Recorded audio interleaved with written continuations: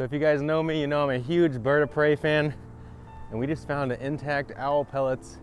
They had eaten a mouse, and if you didn't know, owls just eat the animal whole. Their body digests all the meats and stuff, and they poop out the fur and the bones and everything. So it's kind of cool to look through the bones and try to find a little bit of all the body parts.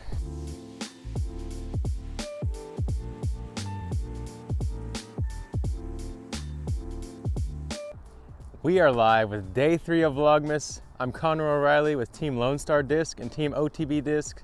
And today we're gonna be showcasing Davis Springs Disc Golf Course. It's a 9-hole course in North Austin. And this one is a very well-designed 9-hole. It has a good challenging long box, a more beginner-friendly intermediate level short box. And I hope you guys really enjoy this gem of a course just north of downtown Austin. I already did a quick warm-up, got myself moving, but in customary fashion, you gotta at least feel the disc come out of your hand before you go right into a power grip. So I like to throw 2 backhands, 2 forehands, at least at the minimum, before I'm gonna let something go. You gotta feel that blood move, let the disc rip out of the hand. If you're just stepping up to the tee, ripping distance drivers right away, apologize to your body and do a better job warming up.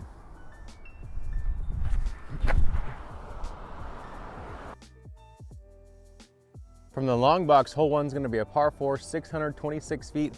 There's really one discernible tree out there on the left, that big oak tree that you're going to want to avoid. Push it off to the right, let it fade back. You are kind of framed up here off the initial shot, so you can't just throw any width you want. You got to play a straight penetrating shot. I'm going to take my Warbird. This one's pretty stable. Got to put it on some turn, let it fight out.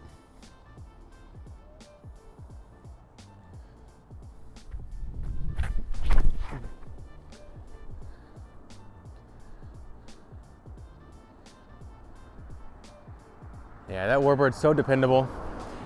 Even on a nose down turning angle, it's fighting throughout the flight. Got back to edge and skipped left. Found myself behind this final bunker tree here. Pretty decent drive, but I just wasn't really aware of this poor positioning here. Gonna go horny toad, force Anheuser.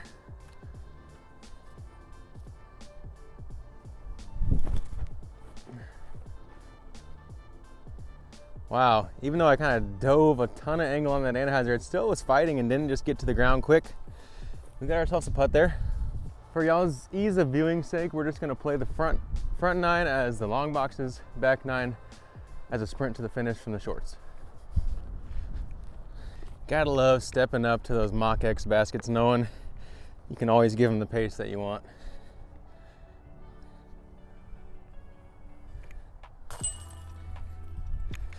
Birdie on 1. That's how we like to start our day.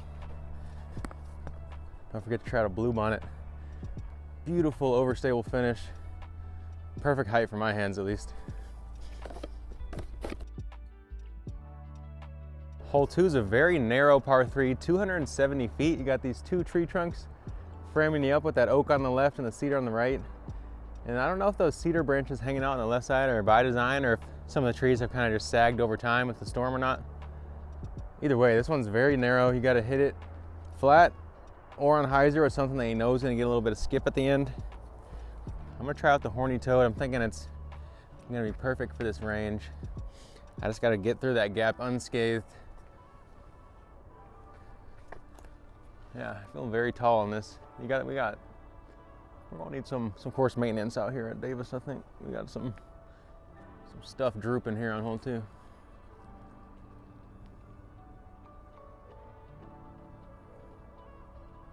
Oh, and now we have a dog in the middle of the fairway. I'm glad I waited. Hello, friend. I have to duck for my first step so I don't get my eye poked out.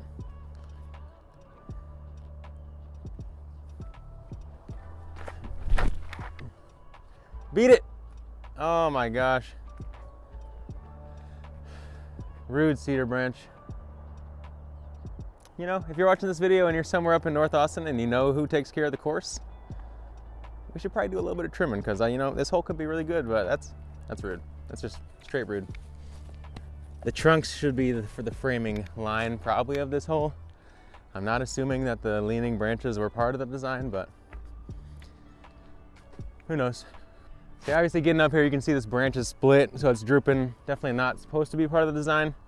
That next bunker is supposed to be the real kind of challenging point once you get through this initial gap. As is though, this one's playing extremely tight and extremely punishing. I'm gonna take my gnome, try to finesse a forehand through this little gap, right up to the basket.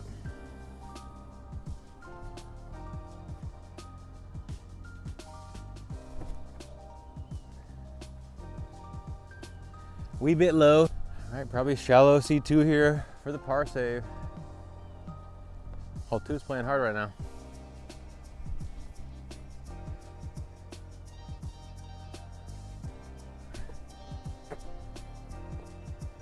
Oof.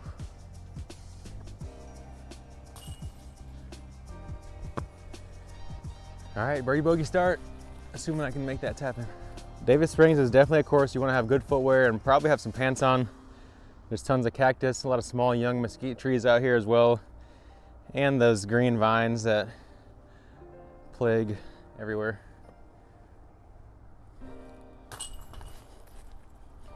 All right, bogey on 2. Not happy with it, I'll say that. Hole 3 is very narrow. Tree right here off the tee, kind of clouding the gap up a little bit. You have to have this one drift from the left to the right the whole time. Only 188 feet, so you get through this initial gap and that second one, you should have a putt. I'm gonna take my penny putter, force Anheuser out of the hand. It should hold it.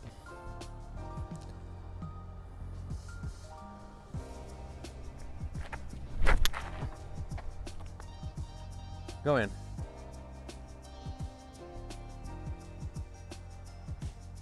I just hit off the top of the basket.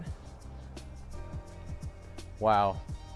I had a feeling penny putter was gonna be my first ace disc with Lone Star, knowing I was gonna be playing some shorter courses for Vlogmas, and we just caught our first medal off the tee with a Lone Star disc. Only day 3 in the Vlogmas.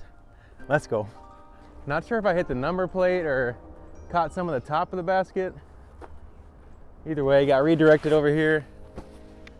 Very makeable putt, although it is a bit hairy. All right, got to straddle out to give myself a window here.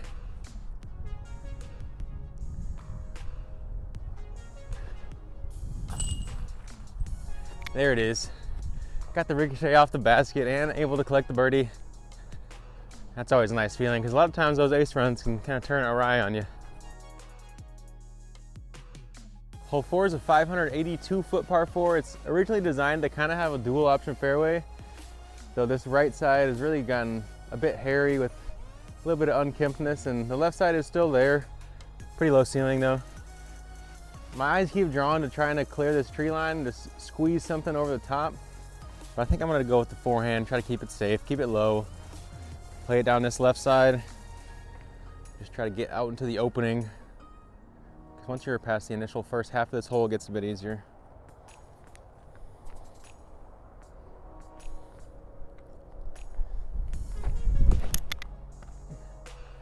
Wow, first time forehanding that warbird. It's a little bit flatter, a little bit straighter than my other ones, and it's really good. Pinched off on this tree bunker, so I'm gonna go to the kneeling forehand. I don't know, I'm not very great at swinging with my backhand when I know that something is in the range of getting hit, so I'd rather just lean out and commit to the forehand. Definitely a good reason to familiarize yourself with forehand, even if you're not gonna use it off the tee.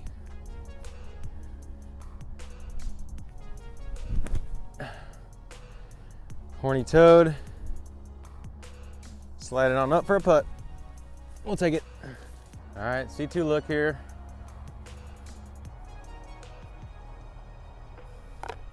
Let's go to that jumper.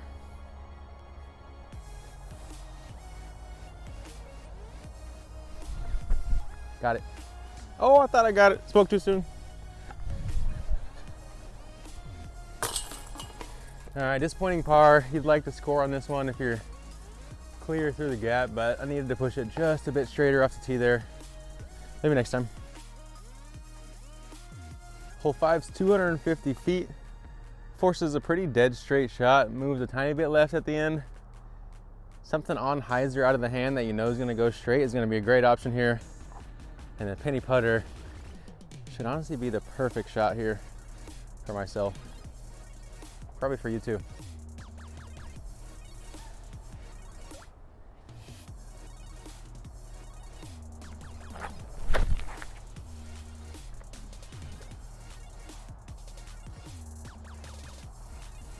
I mean, I told y'all, just go get one now. Park job, penny putter style. I got a feeling we're gonna be seeing a lot of that this Vlogmas. Big shouts to Abe. Hole 6 is another victim to the hanging branches, clouding up the gap by a little bit, and when the gaps are as small as they are here, it definitely makes a difference. This one forces a gentle left to right shape, 272 feet. You got that mulchy fairway throughout, so if you can land it short of the basket about circle's edge, you should get the slide up. I'm going back to the penny putter. Little turn out of the hand. Try to give it enough height to get up there.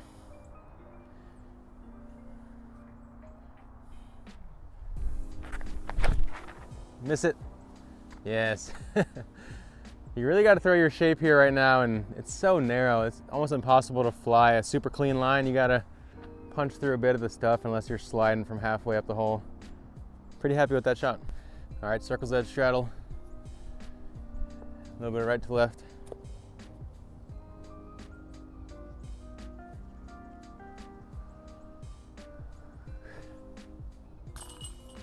There it is. 2 birdies in a row. See if we can get our first turkey of the day on the next one. Hole 7's a par 4. Not exactly sure the distance. Looks like someone has that T sign hanging up in their living room or something, but this pecan tree is really sagging, creating an extremely low ceiling off the tee. Not more than maybe 5'8" there on the right side. So it's gonna be difficult to squeeze a shot underneath, forcing you to play probably a more overstable disc or a faster disc than you'd like. I'm gonna try to squeak the warbird down this gap, hit it flat, see if I can get out to the open.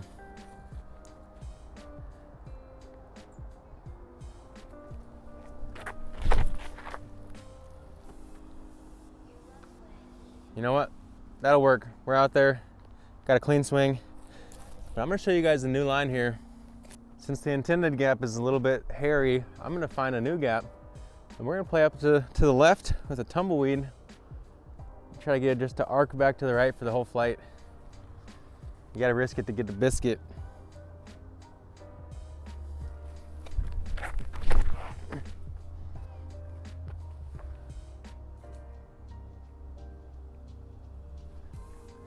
I saw it, came back to the fairway, held that turn the whole way. For a second I thought it might turn into like a massive roller. Not quite enough angle, but maybe next time I'll go for that. You're welcome, there's a new line. Not entirely sure what the distance is on this one. I'm guessing a little bit less than 400 feet, maybe as short as 350. I'm gonna take my Brazos,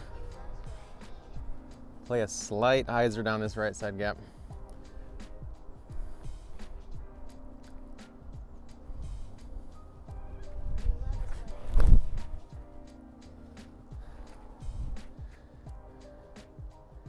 Oh yeah, right up to the base of the basket there.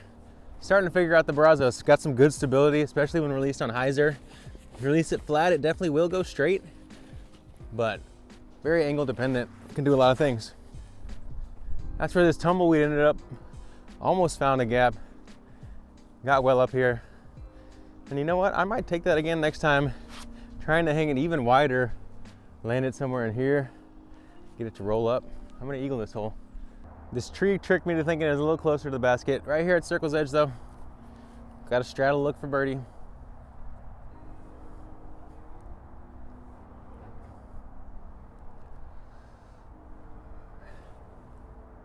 Wow.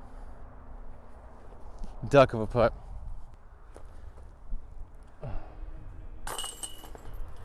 Well, got to settle for par.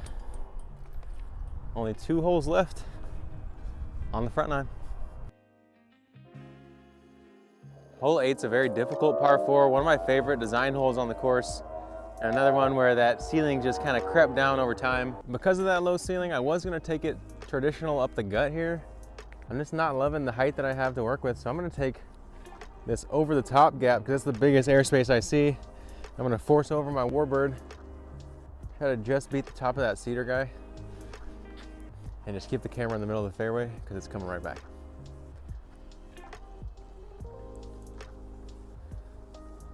All right, going inside the line.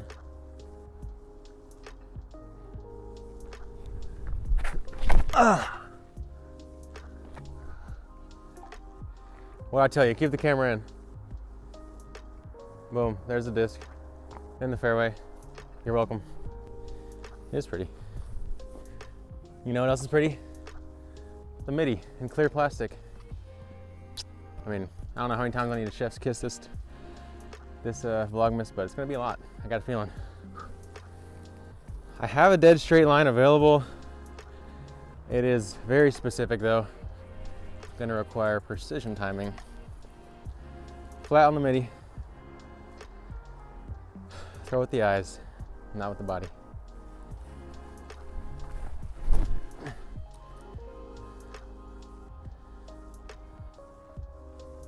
Hit the line, caught a couple twigs in the way, it kind of slowed me down, otherwise I believe that was gonna be parked. Should have another long bid. So if you're wondering, what do you mean throw with your eyes, not your body, Connor? You can't throw with your eyes, you can't grip the disc with your eyes.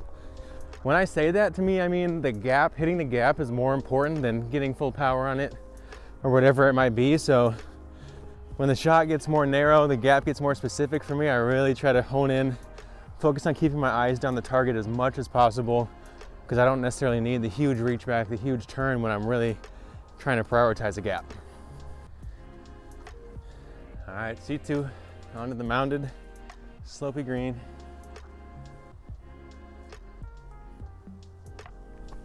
Oh, early out of the hand. There's a par, not bad. We put it in a decent spot off the tee. It's just really tough hole to get a birdie on. The only time I played this hole, it was flooding and there was like a little river the whole fairway. This is our final hole of the Davis Springs 9-hole course, but we are going to go back and show you guys the short boxes for the next 9. 555-foot par 4 here, pretty straight for the first 280 to 300 of this flight, and then it's going to jog right for the rest of it. Suits the straight to fading forehand well as the dead straight backhand that has a little bit of drift. All right, I'm going to take the forehand because I really want to skip it out to the right after this gap. I just got to beat this first skinny tree here on the left. You can tell it's been tagged quite a few times. I'm not going to add to the list though. I like the trees. Not going to hurt them.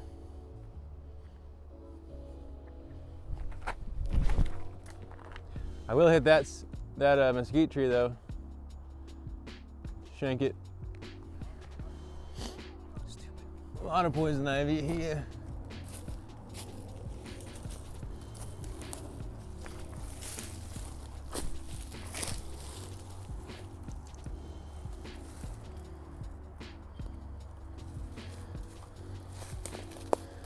This is all poison ivy.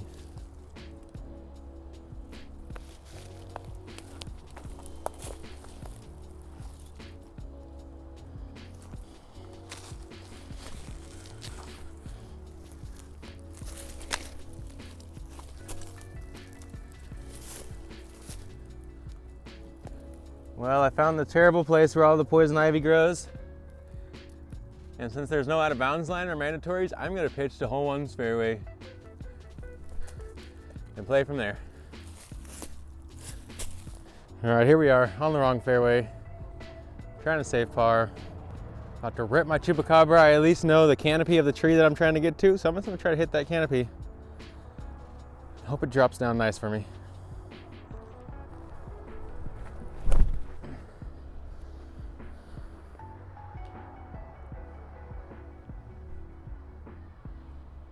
Oh, I heard some child yelling up there. Hopefully everyone's okay.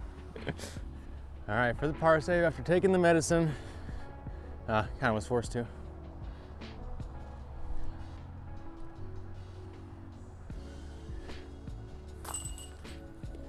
And there it is, closes out with the par on the front 9. Join us for the back to check out the short tees. This is a great course to bring your family, bring someone new, because even if you are a more advanced player, you can play the long tees, they can play the short, which are a very easy introductory course with a lot of opportunities to score no matter how far you throw. So I think it's a great course in the area for any skill levels. We're back for hole 10, AKA hole number 1 from the short box. This one is 389 feet, gonna be one of the longer holes for the short box. I think they call it a par 4, so I'm looking albatross here. That's what we're feeling. I'm going with my Seguin. Gonna hit it out there flat towards that cell phone tower in the back and watch the disc do the fading for me. Alpha Seguin. No questions about this disc. It's gonna fade every time.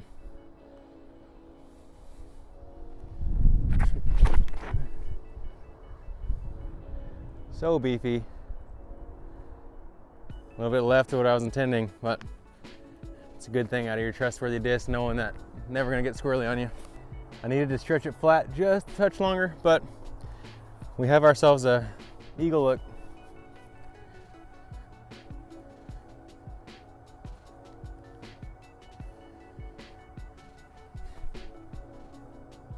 Oh, off the top, valiant effort.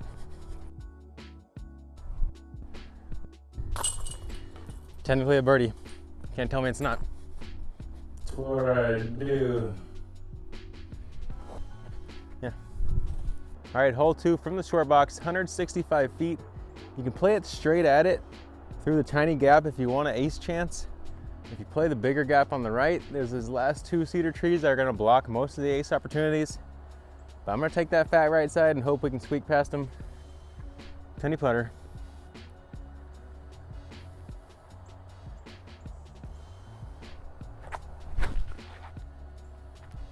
Fading late. Ooh. Yeah, a lot of good height, good speed, but like I said, it's hard to beat those 2 cedars and get it to the basket. They seem to line up right with where you need it to fade. My ace run might leave me with a tough chance at birdie back here.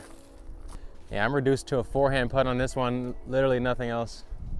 Just a wall of vines on this back side of the basket on hole 2.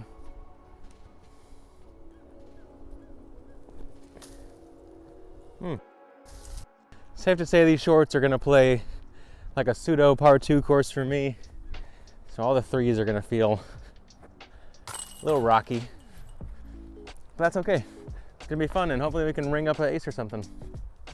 Hole 3, it's right there, 84 footer.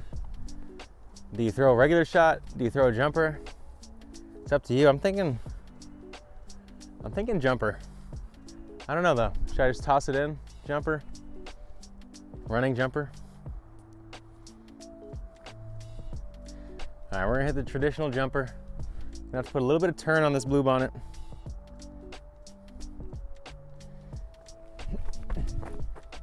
No! The dangers of the ace run. I gotta try this one twice. It's right there. It's too enticing not to.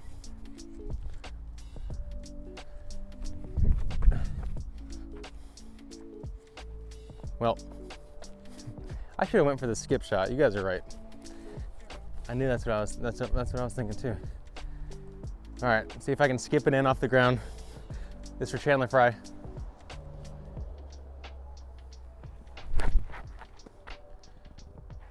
You know what? That might be a better play than my jumper on this one. So next time.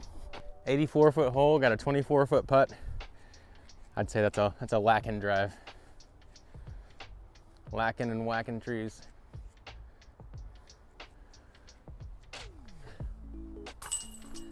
Don't matter though. Par 2, got it. From the shorter tee, hole 4 is gonna be 401 feet, straight ahead. Kind of forces you into a straight shot, doesn't give you a lot of room to do anything else with this tree canopy. Hyzer flip with the Wrangler, I'm thinking is gonna be the shot for me. Try to give it enough height to climb that hill at the end.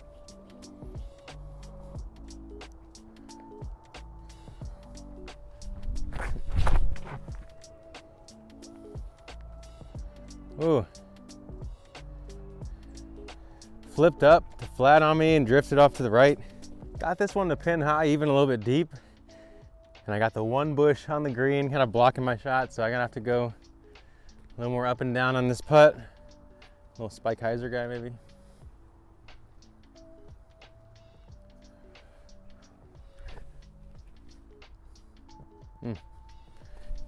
Didn't get the drop.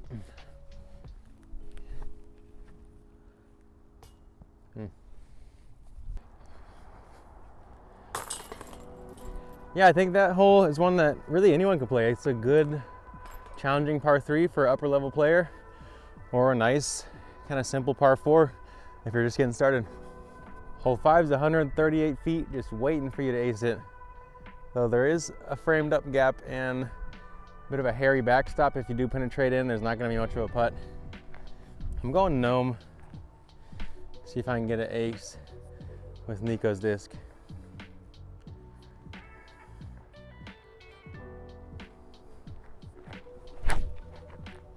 Fade quick.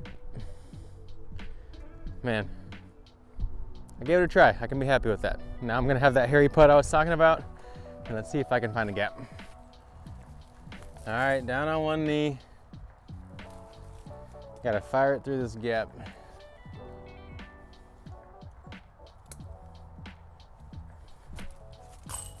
Let's go. I thought I was right, but that amazing Lone Star plastic, especially those putter plastics, just grip the chains like no other. And out of the hobbit hole comes doom. Hole 6 is a pretty similar shape to the last one, just tack about 60 feet onto it. I'm gonna go with the penny putter, try to just release it on the angle that I want it to fly, and that's flat.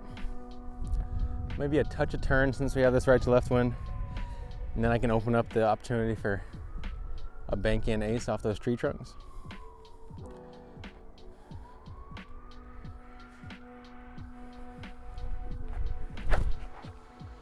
Oh, a little floaty. Can I get lucky? 2D ace.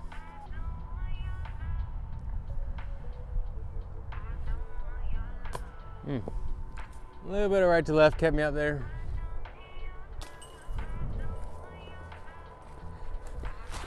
Gotta settle for another par bogey.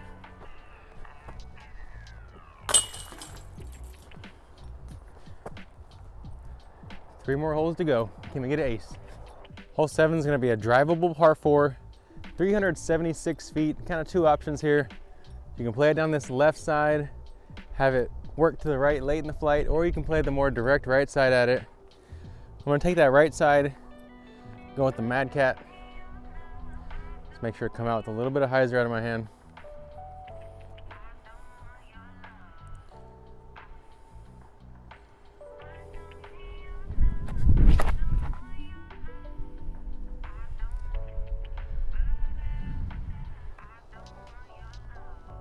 Woo! Got the little skip over there at the end. For a second I thought I was gonna lick that cage. Should be parked. Mad Catter. Just a touch long. Definitely the proper disc for this shot. I'm probably gonna have to find myself a slightly more overstable Mad Cat than this one. This one's nice and straight. If I come out on hyzer, it'll end up finishing. But I think if I can find one slightly stiffer and more overstable, I'm really gonna love it. Hole 8's 419 feet from the short box, another one that's labeled a par 4. This right side is pretty much the only gap here. The left will be available from the longer tee. I really want to try to give myself a putt here, so I'm gonna take my Warbird, my straighter one, the flat top, give it some turn, try to get to those skies there in the background.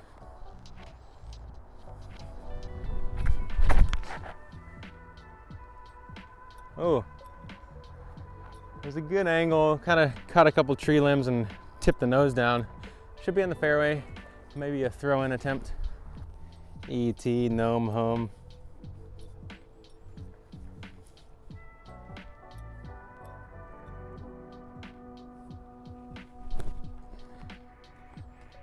Do it. Oh, told you guys we were gonna have a throw-in attempt. I hit the cage, so you can't discredit me for not trying to entertain you guys.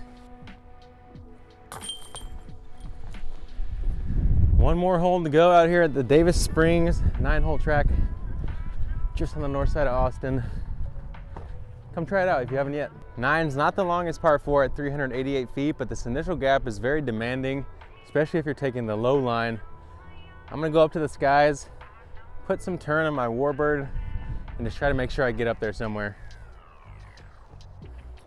Choosing this disc because I know I can put quite a bit of turn on it and it's going to be fighting out throughout the flight.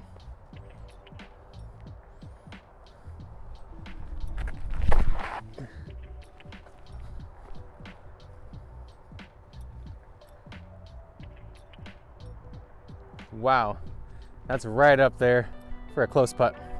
We might finally get an eagle here on the back 9. Let's go.